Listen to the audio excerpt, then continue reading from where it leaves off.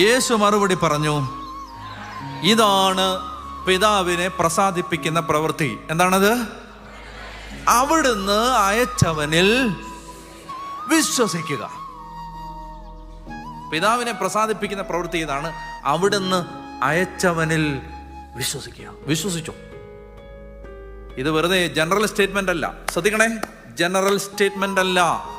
അവിടുന്ന് അയച്ച ഞാൻ പറയുന്ന ഈ കാര്യങ്ങളിൽ വിശ്വസിക്കുക. ഏത് കാര്യങ്ങൾ? എൻ്റെ ശരീരം ഭക്ഷിക്കണം, എൻ്റെ രക്തം പാനം ചെയ്യണം എന്ന് ഞാൻ പറയുന്ന ഈ കാര്യങ്ങൾ നിങ്ങൾ വിശ്വസിച്ചാൽ ദൈവത്തിന് പ്രസാദകരമായ ഒരു ജീവിതമായിരിക്കും നിങ്ങളുടെ. വിശുദ്ധ കുർബാനയെ സ്നേഹിക്കുന്നവനെ പിതാവായ ദൈവം സ്നേഹിക്കും.